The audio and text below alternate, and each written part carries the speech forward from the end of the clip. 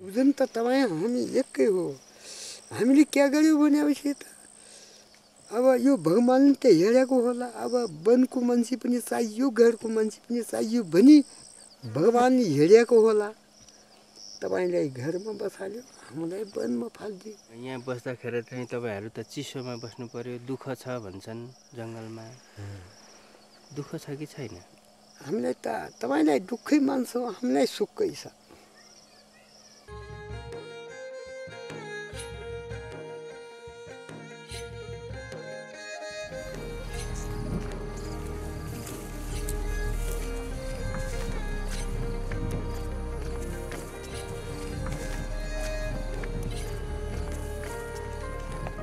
एकजना आज रात अहिले मर्छ भने भोलि भागिजान्छ त हामी। एक ठाउँमा जमिन जग्गा बनाउने, घर बनाउने, बस्ने, हलो बनाउने, जुवाली बनाउने, गोरु बनाउने। हामी खेती लगाइकन क्या पाउँछौँ? तपाईँ सुन पाउँछौँ त? कति जङ्गल त अहिले छ र काट मास गरेर खानुहुन्छ। भोलि जङ्गल सिद्धिएर काट मास गर्न पाइएन र सिद्धियो भने कसरी खानुहुन्छ? जङ्गल सिद्धियो भने संसार बाँच्दैन बहिनी। त्यस्तो कुरो किन भन्नुहोस्? जुन चाहिँ वन सकियो भने संसार सकियो। मान्छे मर्दैछ, जन्मिँदैछ, बचिएकै छ। रुख पनि कोही सुक्दैछ, कोही चाहिँ जाग्दैछ, कोही ढल्दैछ। त्यस्तै त हो।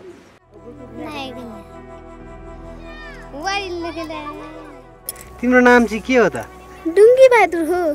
के हो तिम्रो नाम चाहिँ? भन न। वाक्या बहादुर हो। के हो तिम्रो नाम? मिर्गी बहादुर हो। मिर्गी बहादुर।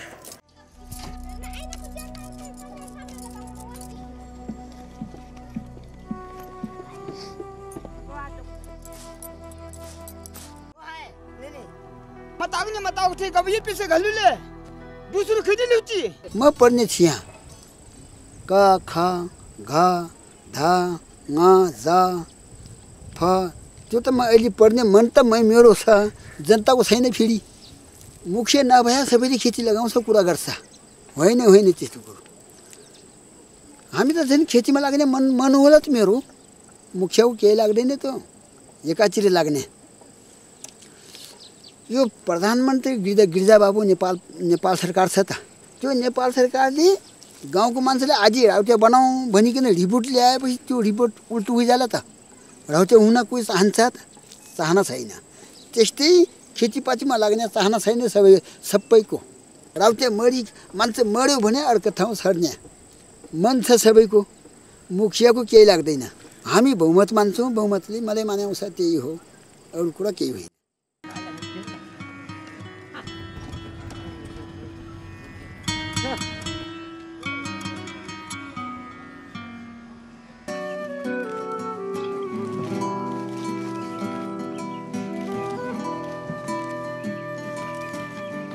तपाईँहरूको धनु छ भन्दछ, केही खेती छ, मेरो भाग्दै राख्दाको बोट छ। जङ्गलपट्टि लाग्ने मान्छे, जङ्गलकी हुने मान्छे, जङ्गलमै जन्मिने मान्छे, जङ्गलमै राख्दाको बदान भइसक्यो भने जन्मन्ने राखेर मर्ने। र यो तपाईँहरूको संस्था हो, राजनीतिको संस्था, जनताको संस्था हो। यहाँ आएर तपाईँहरूले आफ्नो कुरा राख्नु भएको छ। त्यसलाई मैले चाहिँ कि ग्रहण गरेको छु र मैले चाहिँ कि संवैधानिक निकायको सर्वोच्च निकायमा बसिरहेको छु। र मेरो तर्फबाट यहाँहरूको समस्यालाई जति बुझाएको छौँ यसलाई र मैले चाहिँ अनुरोध गर्न चाहन्छु, यो संस्था दुईवटा जुन ल्याउनु भएको छ उहाँहरूलाई यसको समाधान गरेर एउटा लिखित मलाई चाहिँ दियो भने राम्रो हुन्छ। किन त्यसलाई मैले चाहिँ कि जुन निकाय छ सरकारको त्यहाँ चाहिँ कि मैले भन्नुपर्छ कि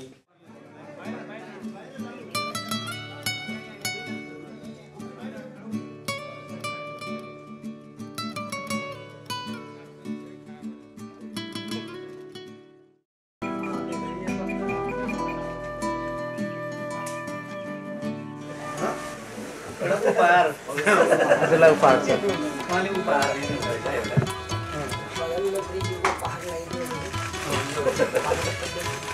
टोपी हो।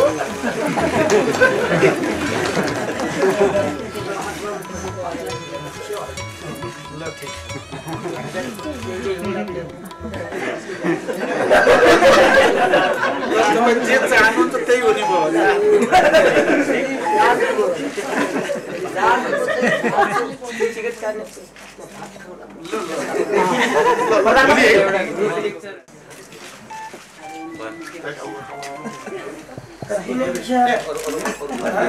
मुख्यको कति नै विचार ल ठीक छ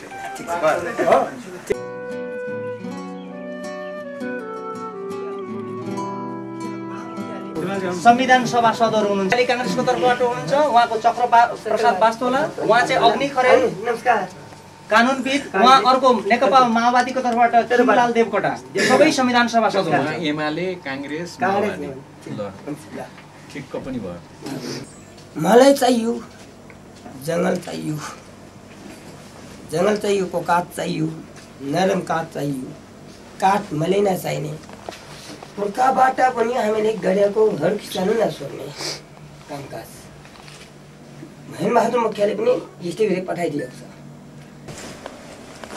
केही मित्रहरू बसोबासको प्रक्रियामा आउनुभएको छ उहाँहरू भने बसोबासको प्रक्रियामा नआएर आफ्नै ढङ्गले जीवनयापन गरिराख्नु भएको छ तर जस्तोसुकै अवस्थामा उहाँहरू अगाडि बढिराख्नु भएको भए पनि त्यसलाई हामीले सम्मान गर्नुपर्छ उहाँहरूले नागरिकता हामी लिँदैनौँ नागरिकता लिन मिल्दैन भने पनि उहाँहरू यो मुलुकको सम्मानित नागरिक हुनुहुन्छ त्यस कारणले गर्दा उहाँहरू हाम्रो लागि एक प्रकारको एउटा सम्पदै विवादै छ उहाँहरूप्रति राज्यको दायित्व छ यस कुरामा विवाद छैन त्यसैले राज्यको यो दायित्वलाई राज्यले निर्वाह गर्नुपर्छ राज्यले निर्वाह गर्छ म यो कुरा यहाँलाई बताउन चाहन्छु अब उहाँहरूप्रति राज्यले कुन ढङ्गले आफ्नो दायित्व निर्वाह गर्नुपर्छ भन्ने सन्दर्भमा मलाई लाग्छ त्यसैले अघि मैले अलिकति जानकारी पनि लिन चाहेँ यसबारेमा यति कुराहरू आइसके पछाडि अब राज्यको पर्याप्त ध्यानाकर्षण हुनुपर्छ र यी आधारहरूमा उभिएर राज्यले उपयुक्त नीति बनाएर त्यो नीतिलाई कार्यान्वयनको लागि अगाडि बढ्नुपर्छ म अहिले यति नै मात्रै भन्न चाहन्छु उहाँहरूले राख्नुभएका कुराहरू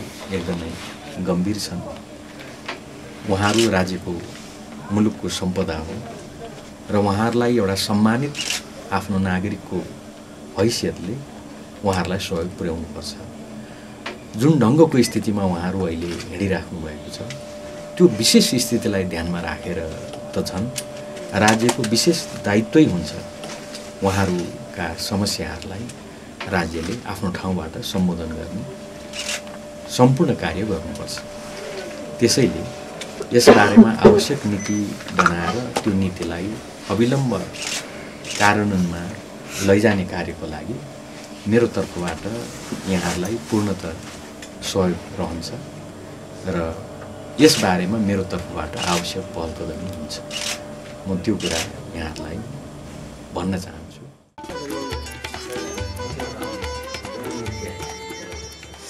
भन्नुहोस् तपाईँ नागरिक त भन्नुहोस् फर्स्टसँग भन्नुहोस् के छ तपाईँ भन्नुपर्ने के गर्नुपर्छ तपाईँहरूको माग के हो ल यसो गरौँ यो वर्ष त्यसो चाहिँ 1000 बढाउँ अहिले है 500 छ अर्को 500 थप्नु है ल अहिले चाहिँ 1000 लिउँ अनि अर्को वर्ष चाहिँ सल्लाह गरेर अर्को वर्ष सल्लाह गरौँ अहिले 1000 ल 500 छ भने 1000 रुपियाँ हुन्छ है त्यो चाहिँ लिने चाहिँ गर्नुहोस् तपाईँ लिएर राम्रोसँग गर्नुहोस् तपाईँ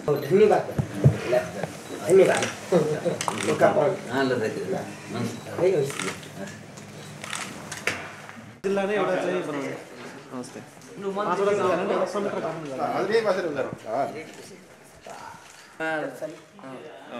उहाँ चाहिँ सहायक मुखिया उहाँले तपाईँलाई उहाँ चाहिँ जनजाति प्रतिष्ठानको पदाधिकारी हुनुहुन्छ उहाँहरूसँग चाहिँ तपाईँले नियमावलीमा के प्रावधान खुकुलो गर्दा उहाँहरू नागरिकता बनाउने वा नागरिकताको बाध्यकारी व्यवस्थाबाट कसरी मुक्त हुनुहुन्छ होला त्यो प्रस्ताव लिएर आउनुहोस्।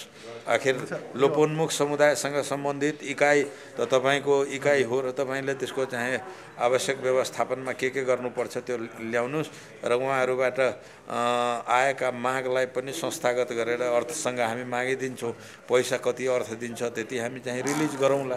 अब त्यो केही भएन, राउटेको लागि चाहिँ यस्तो छ भने हामी विशेष सुविधा दिने कुरा गरौँ।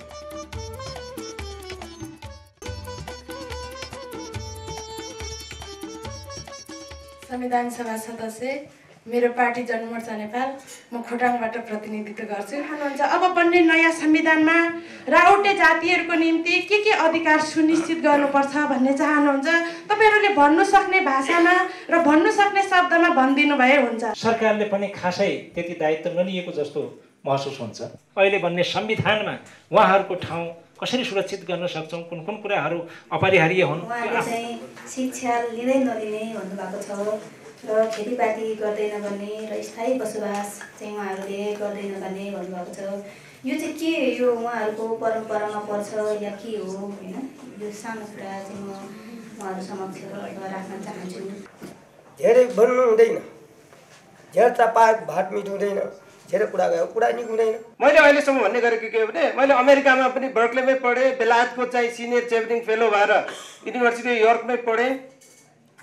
मैले धेरैको नोबेल लरेटदेखि लिएर थुप्रैको लेक्चरहरू सुनेको छु, धेरै नेताहरूको भाषण सुनेको छु, तर राउटे मुखियाहरूले दिएको भाषण जति थोरैभन्दा थोरै शब्दमा इक्वल टु MC स्क्वायर जस्तो वाक्यांशहरू मैले अहिलेसम्म कुनै पनि प्रोफेसरकोबाट मुखबाट सुनेको छैन, मैले कुनै पनि नेताहरूबाट सुनेको छैन, कुनै पनि बौद्धिक व्यक्तित्वबाट सुनेको छैन। उहाँहरू आफ्नो जीवन यस्तै बिताउन चाहनुहुन्छ, त्यो उहाँहरूको अधिकार हो। तपाईँको अधिकार भनेको सक्नुहुन्छ भने सूचना दिनुहोस्। तपाईँ कृषिमा आउनुभयो भने के हुन्छ, घर बनाउनु भयो भने के हुन्छ, यो ठाउँमा आउनु भने के हुन्छ आदि इत्यादि सबै कुरा चाहिँ तपाईँले जानकारी दिनुहोस्। जानकारी दिइसकेपछि हामीलाई त्यो चाहिँदैन भनेर त्यो चाहिँदैन भन्ने उहाँहरूको अधिकारको कुरा छ। नेपालको यो संयुक्त राष्ट्र विकास कार्यक्रममा पनि यो कार्यक्रमलाई एउटा महत्त्वको साथ लिएको छ र यसलाई अत्यन्त राम्रो कार्यक्रम, सानै भए पनि सानो अनुदान भए पनि एउटा ठुलो काम गरेको ठानेको छ। उहाँहरूको समस्या जुन छ यो सामुदायिक वनबाट उहाँ असुरक्षित देखेको जस्तो लाग्छ। त्यो भिडियो चित्रणबाट पनि उहाँको अन्तर्क्रियाबाट पनि मैले बुझ्दाखेरि सामुदायिक वनले उहाँ कार्ययोजना बनाउँदाखेरि उहाँहरूकोलाई पनि आशयलाई उहाँको गतिविधिलाई साथमा लाएर त्यो कार्ययोजना पास गर्नुपर्ने हुन्छ र त्यसरी जानुपर्ने हुन्छ। त्यो एउटा बाँकी सायद त्यो हामीले वन मन्त्रालयसँग पनि छलफल गर्नेछौँ त्यो सम्बन्धीमा।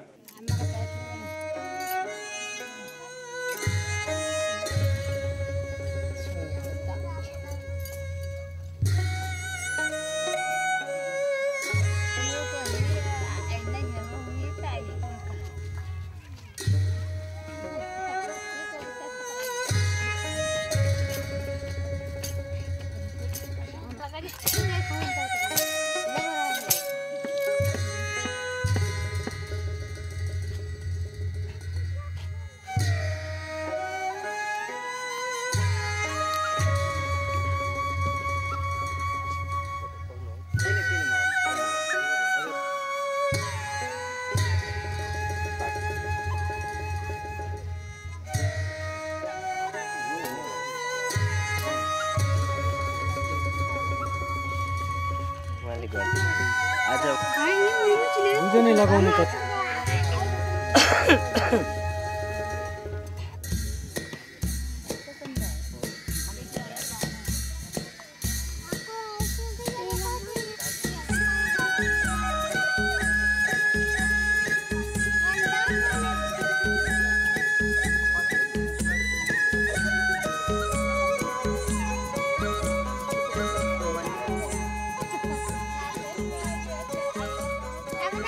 रोग पिथा लागेको मान्छेहरूले पनि सन्तोक हुन पायो भने झन् रमाइलो, झन् खुसी हुन्छौँ हामी।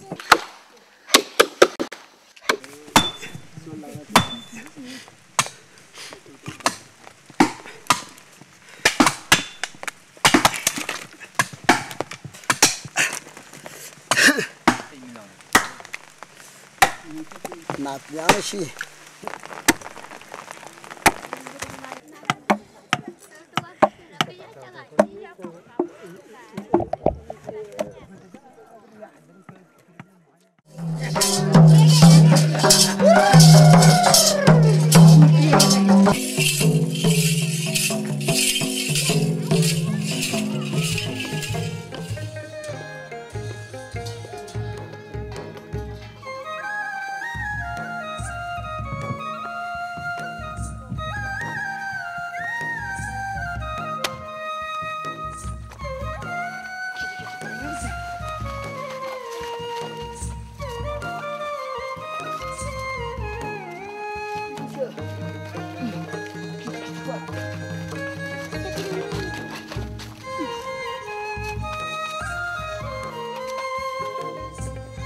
त्यसैले भारी बुटिया ल्याए हुन्थ्यो